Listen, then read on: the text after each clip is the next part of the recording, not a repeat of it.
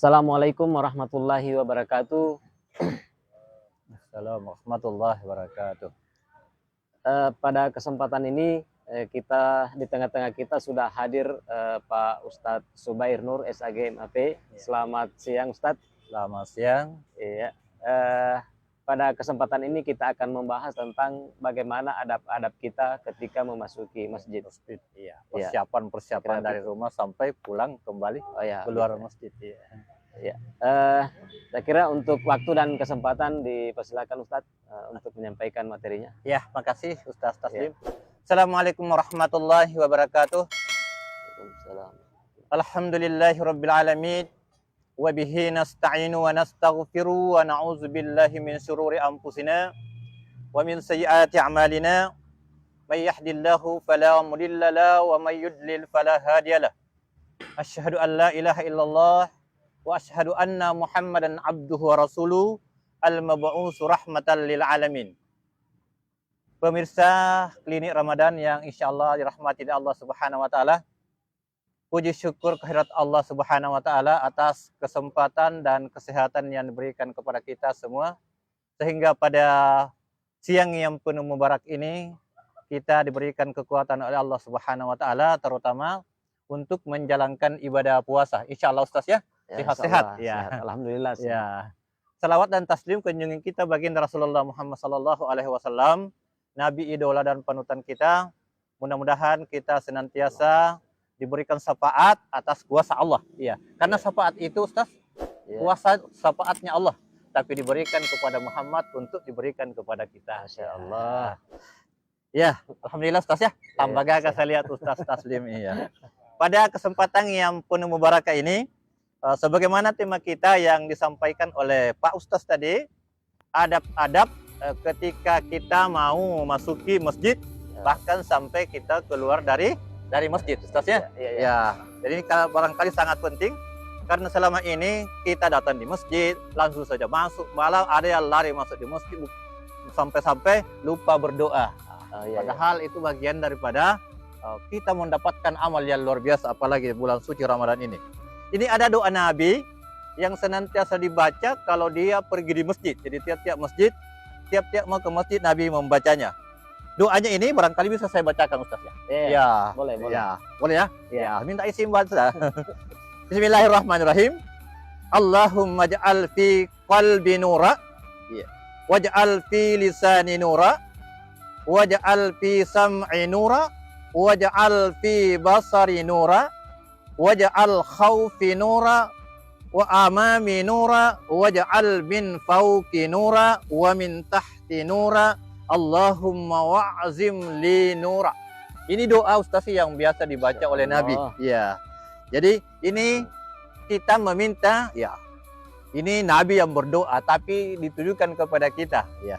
Ya Allah, berikanlah cahaya di hatiku. Wah, ini luar biasa. Ya. Langsung hati yang diberikan cahaya. Berarti kalau cahaya masuk, cinta, mahabbah kepada Allah itu akan semakin tinggi, ya. Kemudian ya. Ya Allah, berikanlah cahaya kepada lisanku. Artinya apa? Supaya kata-kata yang kita keluarkan itu bukan kata-kata sembarangan, apalagi di saat bulan puasa. Ya.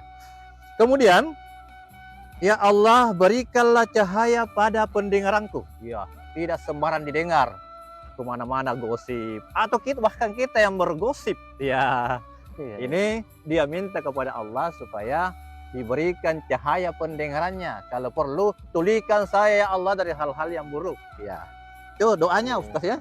Kemudian, ya Allah, berikanlah cahaya di hadapanku. Ya. Berikanlah cahaya di atasku. Berikanlah cahaya di bawahku. Ya Allah, berikanlah aku cahaya. Maksudnya ini secara keseluruhan dari doa-doa yang dilantunkan tadi, dia meminta supaya cahaya itu meliputi dirinya. Kalau di dalam bahasa hakikatnya, Pak Kiai mengatakan, Pak Kiai utama, Allahu muhitum bih. Allah itu bersama cahayanya dengan kita. Berarti ini ilmu besar ini. Iya. Apa pun yang terjadi kalau cahaya Allah itu sudah meliputi kita, maka insya Allah akan terjaga dari hal-hal. Ya. Ini doanya Nabi biasa dibaca ketika hendak ke masjid, setelah dia melaksanakan salat lail. Berarti Nabi salat lainnya bersambung dengan salat subuhnya. Ya. Iya, iya, iya. Ya. Selanjutnya, Ustaz, kita memasuki adab-adab kita ke masjid, ya. Iya. Seperti apa adab-adab ke masjid itu? Nabi mensunnahkan kita kalau mau ke masjid, Ustaz, Iya. kita dianjurkan untuk berwuduk. Iya, dianjurkan untuk berwuduk memang di rumah. Di rumah. Iya. Biasakan kita nanti tiba di masjid. Iya. Bagus kalau masjid itu ada airnya. Airnya. Iya, tapi kalau tidak ada, kenapa dianjurkan oleh Nabi? Karena barang siapa yang menyempurnakan wudhu, ini dari hadis Ibnu Mas'ud radhiyallahu an, Nabi sallallahu alaihi wasallam bersabda, tidak ada seorang lelaki pun yang bersuci kemudian dia menyempurnakan wudhunya lalu menuju ke masjid, Allah tetapkan baginya satu langkah satu pahala. Iya. Luar biasa, Ustaz, ya. Luar biasa ya. Jadi bagaimana kalau kita naik mobil, Ustaz? Iya, Nah, ini yang dihitung langkah. Ya. iya, iya. Ini para ulama kita mengatakan, ya dikias berarti satu putaran ban motor kita, satu putaran ban mobil kita itu juga dihitung satu pahala. Oh, Ya. iya. Jadi jangan terfokus pada langkah itu. Ih, nanti jalan kaki. Kalau begitu jalan kaki mau ke mata lalang kalau begitu. Jadi kita harus Iya, iya, iya. kiaskan ke situ. Jadi cara mengartikan atau menafsirkan jangan diartikan secara tes, tapi Iya, ada iya. kontesnya. Kalau begitu tidak ada amalnya itu yang naik mobil, Ustaz. Kalau Iya, karena dia naik mobil atau naik motor, malah bagus iya. motornya, kan motornya juga dapat pahala sampai ke masjid. Iya. Karena tidak semua motor itu dipakai ke masjid. Iya, Ada motor kadang dibawa tempat apa? Tempat domi-domi Domi, ya. judi gitu. Ya. Yang paling Iya. bagus kalau mobil dan motor sampainya ke masjid. Oh. Iya. Dan beruntunglah kalau habis bensin kita, habis pertamax kita sampainya ke masjid, bukan sampai ke tempat-tempat Iya, iya, iya. yang lain maksudnya, Ustaz, ya. Iya, iya.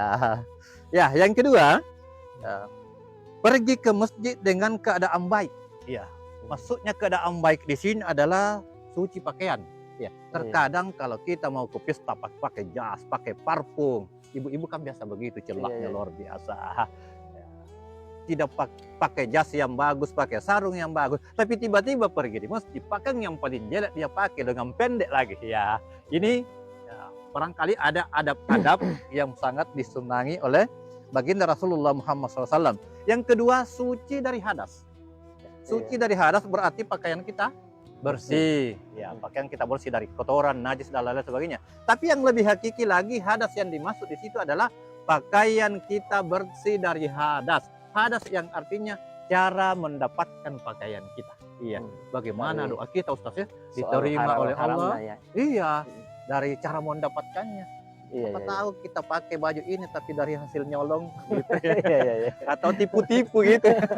Ya itu Iya, kan ada potensi doa kita tidak diterima oleh Allah. Makanya hadis yang dimaksud di sini adalah suci dari hadas secara kasar, Secara kasar. dan suci Hmm. dari hadas secara hakiki, itu dari cara mendapatkan pakaian kita. Iya, iya, iya. Kemudian selanjutnya dianjurkan kepada kita yang laki-laki ini memakai wangi-wangian, ya, memakai wangi-wangian. Ya.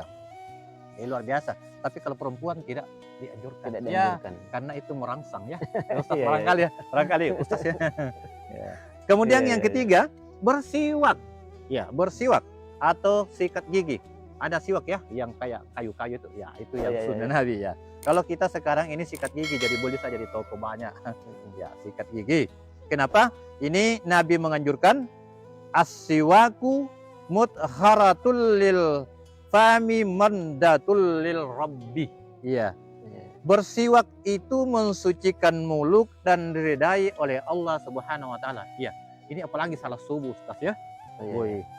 Ghairil maghdubi alaihim waladdallin. Amin. Di sebelah kita. Atuh. Nah, ini kan makanya Nabi mensunahkan kita untuk bersiwak. Ustaz, Iya, iya, ya. Bahaya. Nanti tidak mau nanti ketemu dengan anu itu. Apa? Bahaya kalau amin dan membius sampai ke 5 meter ya kan. Ini yang dihindari, makanya Nabi disunahkan kita untuk bersiwak. Bersiwak. Ya. Ini hadisnya hadis riwayat Bukhari. Ya. Iya.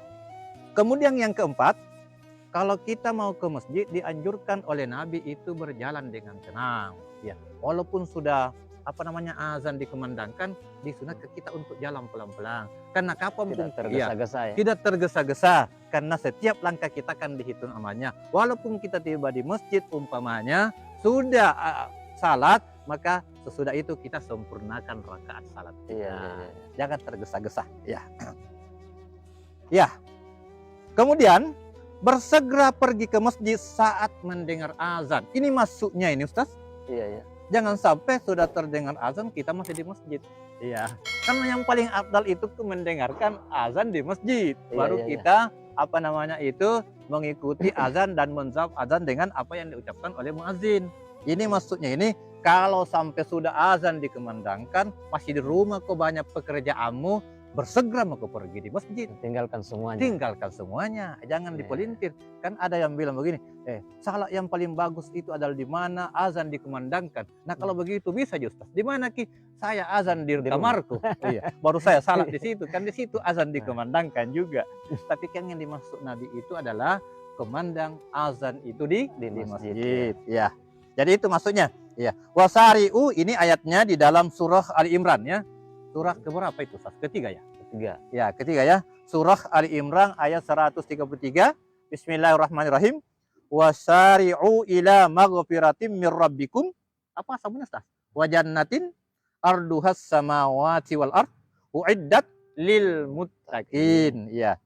Segeralah berbuat kebajikan dan mendekatkan diri kepada Allah dengan melaksanakan beragam jenis ibadah agar kalian mendapatkan ampunan besar dari Allah dan masuk ke dalam surga yang luasnya seluas langit dan bumi. Iya, luar biasa ya. Surga yang besarnya seluas langit dan bumi. Iya. Kemudian doanya di situ, ya Allah siapkan bagi hamba-hambanya yang bertakwa. Siapa orang yang bertakwa itu kira-kira ya? Kalau di dalam penjelasan tafsir Al-Manar yang dikatakan takwa itu secara anunya adalah taat rukun, Ustaz. Ya, taat rukun. Taat rukun berarti mengisi syahadat kita dengan salat, mengisi syahadat kita dengan puasa, mengisi syahadat kita dengan zakat, tambah infak, tambah sedekah, ditambah haji bagi yang mampu. Ya, itu baru namanya takwa. Jadi kalau ada yang takwa, Ustaz, tidak salah, apalagi tidak puasa, enggam bersedekah padahal banyak uangnya, itu bukan takwa namanya. Iya. Kemudian selanjutnya dikatakan takwa itu, Ustaz ya, itu namanya taat asas hukum. Iya. Dalilnya wa atiullah wa atiur rasul wa ulil amri minkum. Segala sesuatu yang belum dijabarkan di dalam tes Al-Qur'an dan hadis, maka itu akan dijabarkan para pemimpin kita. Jadi makanya taat susu undang-undang mulai dari pusat ke provinsi sampai ke kabupaten, bahkan sampai ke desa, Ustaz. Ada perdes kita. Iya, makanya biar dikatakan bertakwa tiap hari pergi di masjid, tiba-tiba sapinya tiap hari mengganggu orang, itu takwanya belum sempurna. Barangkali begitu, ya. Ya, kan bagian daripada takwa. Ya, kan dikatakan belum dikatakan bertakwa kepada Allah seseorang itu kalau masih ada perbuatannya yang menyakiti hati orang lain. Memang bukan langsung dia menyakiti, tapi sapinya. Ya, kan sama jadi ya. Dia punya sapi, berarti dia menyakiti orang. Iya, dan lain-lain. Contohnya lain-lain. Jadi itu yang penjelasan surah Al-Imran. Ada yang mau dikutip? Ya, saya kembali ke ketika persiapan kita mau memasuki atau sebelum kita berangkat dari rumah ke masjid. Saya masih teringat doa yang diucapkan oleh Ustaz Subair tadi, bahwa sebelum kita berangkat dari rumah itu harus berdoa terlebih dahulu. Kita harus meminta cahaya terlebih dahulu, kemudian berangkat ke masjid. Dan ini yang saya kira penting untuk kita sampaikan ke teman-teman penyuluh di kecamatan. Agar ini diajarkan ke TPA, agar supaya generasi kita ke depan juga mengetahui dan memahami. Kalau perlu, kalau perlu begitu kita keluar, Bismillah, tawakkaltu ala Allah, wala haula wala quwata illa billah. Segala sesuatu yang terjadi hanya Allah. Jadi begitu sekali itu. Kemudian lanjut Ustaz. Ya, ini tadi sudah disebutkan oleh Ustaz. Kalau kita mau ke masjid, yang pendeknya kita bisa berdoa, Allahumma ja'al fi qalbi nura. Kenapa ini dikasih pendek saja doanya, kalau tidak dihafal itu yang panjang? Ini kan sudah mencakup semua, Ustaz. Kalau kalbi itu sudah bercahaya, maka semua akan bercahaya. Karena ini tangan kita, hati kita, mulut kita kan hanya sebuah digerakkan oleh hati kita. Maka inti daripada doa itu yang pertama tadi, Allahumma ij'al fi qalbi nura. Ya Allah, berikanlah cahaya ke dalam hatiku. Karena kalau hati seorang bercahaya, maka insya Allah akan bercahaya semua badannya. Ya, akan ngikut ya. Ya, semua akan ikut seperti itu ya. Ini hadisnya adalah dari hadis Bukhari, hadis ke-636, dan di hadis Muslim itu di 1824 ya. Siapa tahu teman-teman penyuluh mau mencari, maka kita sampaikan ini sesuai literaturnya Ustaz ya. Luar biasa sekali Ya. ini Ya. materinya. Kemudian kita masuk itu tadi persiapan Ustaz ya. Iya. Kemudian kita masuk adab untuk memasuki masjid. Iya. Ini doanya ini anak-anak kita setiap hari. Saya di TPA itu setiap hari saya ajarkan. Iya. Nabi ingin nyanyi-nyanyi yang itu doanya. Iya. Ya, doanya ini. Jadi kalau kita mau masuk di masjid, seharusnya dan disunahkan untuk melangkah ke dalam masjid dengan memakai kaki kanan dulu. Iya. Kemudian sambil berdoa, Allahumma tas li abwabi rahmatika. Ya. Ya Allah, ampunilah dosa-dosaku dan bukakanlah pintu rahmat-Mu.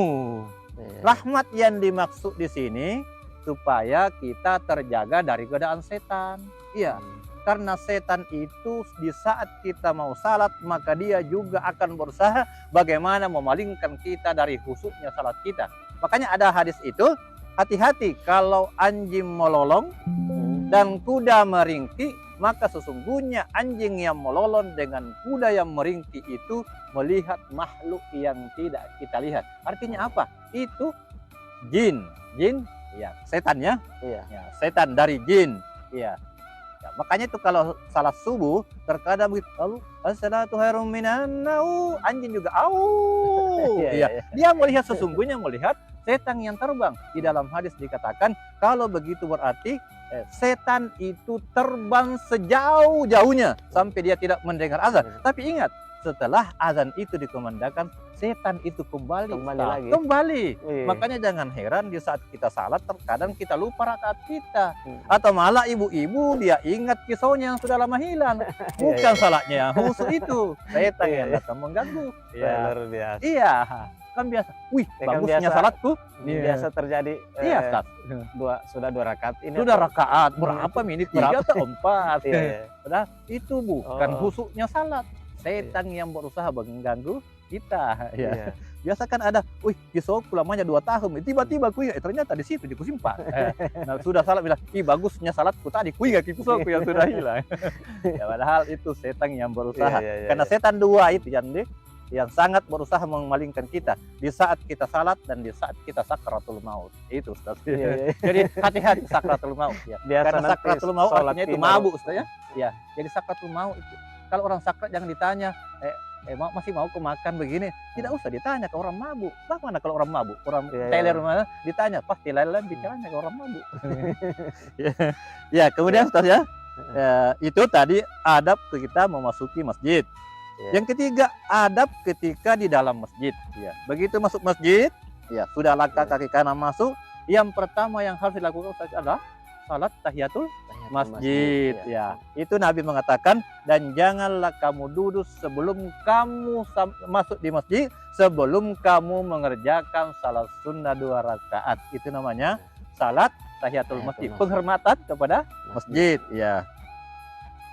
Kemudian seperti apa sunnah-sunnah yang biasa dilaksanakan oleh Nabi kalau masuk di masjid? Ya, kalau kita masuk di masjid dan belum banyak orang, maka kita disunahkan untuk duduk di sebelah kanan imam. Tapi jangan memaksa, sudah banyak orang, pindah ke di situ, saya mau di situ karena sunnah Nabi begitu. Wah, itu Kalau masuknya kalau sudah kosong, masih kosong, kita coba-coba di sebelah kanan karena itu yang disunahkan oleh Nabi. Ya. Kemudian sesudah itu kita duduk menghadap ke kiblat. Baik kita itu membaca Al-Quran, baik kita berzikir, ya. Tidak ada lagi kata-kata yang lain. Masuk di masjid dengan temannya, bagaimana kebunmu di sana atau bagaimana di kantor tadi. Ya sudahlah, yang di kantor ya di kantor. Ini kita masuk di masjid seharusnya kita berzikir. Ya. Ada yang mau dikoreksi Ustaz? Terkait dengan salat sunat tahiyatul masjid tadi. terkadang ketika menjelang maghrib Iya. ada yang masuk masjid, ini Iya. kan ada kita lihat larangan di situ. Iya, betul. Larangan untuk melaksanakan salat Salat ketika di saat di tenggelam saat matahari. Iya. mau terbenam matahari. Iya. Bagaimana itu kalau seperti itu? Iya, Ustaz? kalau saya Ustadz itu ya memang hilafiyah itu, tapi kalau saya menghindari salat itu. Iya. Makanya yang paling bagus jangan itu cepat ke masjid supaya bisa. Makanya Nabi mengatakan bersegeralah kamu ke masjid Iya, supaya kamu mendapati salat tahiyatul masjid atau sholat sunnah lainnya. Ya gitu. Terkadang ada yang seperti itu. Iya, ada. Ada. Iya. Sudah mau waktu baru dia datang. Buru-buru langsung salat padahal orang juga mau sudah kumandangkan azan. Iya. Ya, lanjut Ustaz. Kemudian ini adab keluar dari masjid. Iya. Kalau kita keluar dari masjid, mendahulukan kaki kiri, ya. Iya. Mendahulukan kaki kiri dengan berdoa, Allahumma ghfir li dzunubi waftik la abwaba fadlika. Ya Allah, ampunilah dosa-dosaku dan bukakanlah padaku pintu karunia. Pintu karunia berarti rezeki. Begitu kita keluar dari masjid, maka kita minta kepada Allah jangan sampai kaki kita salah melangkah, mulut kita salah ngomong, tangan kita salah pegang, apalagi anunya orang dipegang. Makanya kita begitu keluar dari masjid, kita meminta karunia Allah. Ya. Barangkali ini materi kita pada kesempatan kali ini, Ustaz. Dan barangkali ini bisa menjadi amalan-amalan kita, karena ini banyak kita lupakan terhadap dalam alam sehari-hari. Begitu langsung masuk masjid santun duduk, terkadang cerita dengan orang lain. Jadi intinya ada adab masuk masjid itu bagaimana kita bisa tambah mendekatkan diri kepada Allah dengan doa-doa. Barangkali ini yang bisa kami sampaikan, Ustaz. Lebih dan kurangnya mohon dimaafkan. Assalamualaikum warahmatullahi wabarakatuh. Waalaikumsalam warahmatullahi wabarakatuh. Itulah tadi penyampaian atau materi yang disampaikan oleh Ustadz kita, Bapak Zubair Nur SAG MAP. Dan pemirsa UGI Channel, terima kasih atas perhatian dan waktunya untuk kita pada kesempatan ini. Dan mudah-mudahan materi kita pada kesempatan ini bisa dimanfaatkan atau diaplikasikan oleh teman-teman penyuluh kita yang lain. Amin ya rabbal alamin. Saya kira demikian. Assalamualaikum warahmatullahi wabarakatuh. Waalaikumsalam warahmatullahi wabarakatuh.